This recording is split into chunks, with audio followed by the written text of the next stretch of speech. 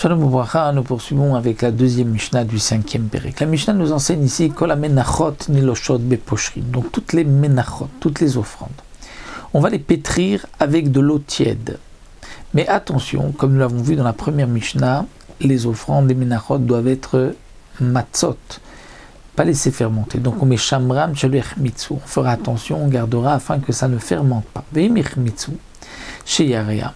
Et si les restes de la mincha, donc pas du komet, c'est-à-dire que même les restes, le komet, celui ne peut pas être, ce qu'on va brûler sur le verre ne peut pas être chametz, mais même les shiraim, même les restes, si on les a laissés, c'est-à-dire ce qui va être mangé aux propriétaires, aux kohanim, dans certaines, les menachot, c'était, donc certaines, certaines c'était les propriétaires qui allaient manger, donc en général, une mincha où il y avait un komet, c'était pour les kohanim, et donc, si on a laissé fermenter les shiraim au verre belotas, il y a une transgression d'un lotas, d'un commandement négatif. Shinema, comme c'est marqué, Kol ha-mincha shetakrivu l'Hashem lotease chametz, toute mincha, toute offrande dont on a apporté une partie pour Akadosh Baruch Hu, on ne pourra pas la faire chametz. Donc même les restes ne pourront pas être chametz.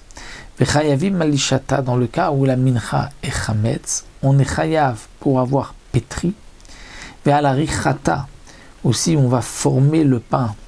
Aussi, même si ce n'est pas la même personne qui a pétri, celui qui a formé, il y a une interdiction pour former aussi le pain.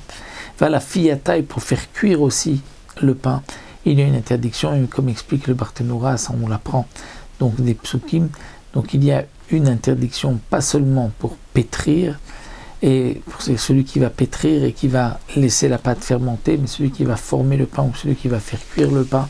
Donc nous avons vu que toute mincha doit être matzah, et attention, bien qu'on va la pétrir avec de l'eau tiède, et normalement l'eau tiède va faire rapidement monter la pâte, malgré tout les kohanim faisaient bien attention.